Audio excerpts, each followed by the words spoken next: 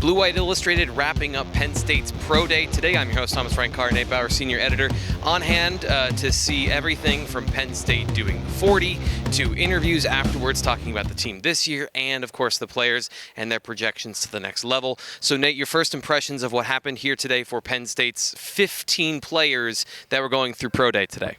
Yeah, it was a lot, right? I mean, it was a long day. Yeah, it was a long day. There were a lot of players participating. Look, Jahan Dotson is, I think, the star at a day like today, right? I mean, yeah. Arnold Ebiketie certainly is somebody who people are going to be watching. Jaquan Brisker is it's always the guys at the top of the draft that have people's attention, and so I don't think that was any different today.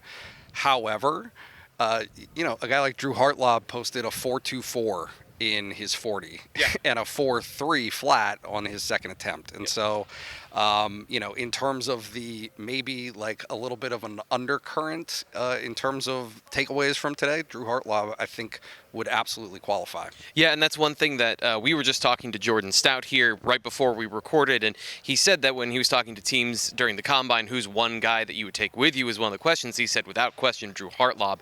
And all the guys out here, from the guys at the top of the draft to some of the guys fighting for draftable position, you could feel, like you mentioned, how much they were all pulling for a guy like Drew Hartlaub. And here's the other thing that and I had somebody text me, one of my buddies said, I'll never believe a 40 time at Penn State ever again because of like how fast they run. Yeah. But here's the thing, 4.24 or not, like he's fast. Like the players that run fast at Penn State typically are fast. NFL personnel watched him run in person. Yeah. And so regardless of what the time is, your eyes see that and they see it that up close and personal. And, look, and let's just be honest about what we're talking about here. Maybe there's a spot in a camp that might not have been there for a Drew Hartlaub before today. Another guy, speaking of 40 times that was important, we talked to Jaquan Brisker. He kind of went into what happened to him at the Combine after he benched. He said his back tightened up, and he really couldn't go and couldn't compete the way he wanted to, so he ran the 40 and then kind of shut it down. And he said he really wanted to improve his vertical leap. He got a 38.5, I want to say, inch vertical leap today, and then he said he ran a 4.40 40. So again, another guy who, I don't care if it's a 4.4, fast is fast. He's a fast football player. And he mentioned one thing that I thought was interesting. Teams are asking him if he can play all 6 positions at the next level. So corner, safety, slot corner. I think that's very intriguing. And a certain team from Western New York apparently has been one of the teams that he's been talking to the most. Oh, boy. Who have a desperate need at corner. So, put 2 and 2 together. We'll see. What else stood out to you today? What other storylines came out of today that you were paying attention to, maybe related to Penn State football and the team currently, when you got to talk to some of the guys going to the next level? Yeah, no, I mean, I think certainly there's an optimism moving forward, right? Like, and not that you would expect anything different, but certainly I think on the defensive line, you get to hear from guys like Jesse Luketa, you get to hear from Arnold Ebiketie, and they're looking at defensive ends like Adisa Isaac and saying, oh, like, you guys just don't know yet, right? Like, these are players who I think that there are high expectations for.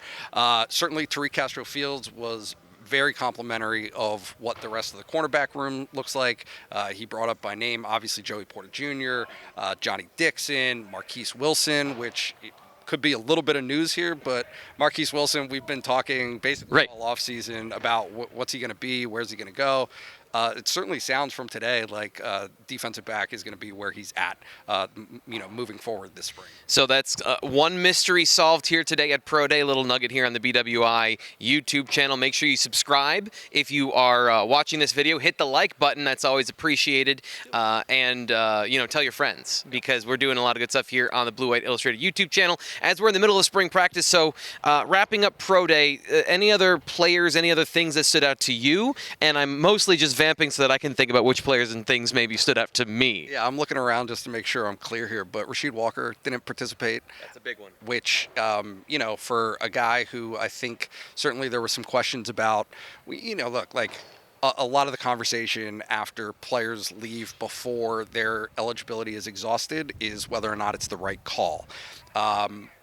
today. He wasn't able to participate at the combine. He wasn't able to participate in the bowl. Obviously had some injuries towards the end of last season.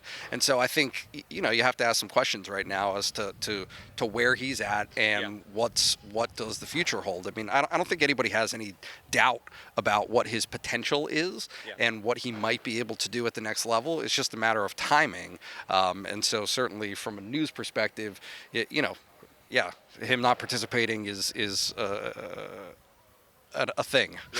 And one other player that I thought had a really good 40 was Eric Wilson, who just walked behind our shot, who had a really good form and ran a 5.2. So that's 29 reps on the bench. He was happy about that. He said he wanted to have 30. But Eric Wilson, really nice guy, by the way. yeah, he is a great guy. Probably that would be the thing that stood out to me is the most too is Rasheed Walker. We were wondering at these times, okay, is he going to work out the combine? Didn't work out the combine. When you saw him here today in sweats, that was kind of I think a letdown for him and probably very frustrating. So we'll have to see what the future holds then at that position. So that'll do it today. Our quick recap of Penn State Pro Day. Make sure you follow BlueWhiteIllustrated.com to get all the inside information, photos, and videos coming up later today, especially of the 40. So you can see all of those fast 40s from the Nittany Lions here at Pro Day. For Nate Bauer, I'm Thomas Frank Carr. This is Blue White Illustrated.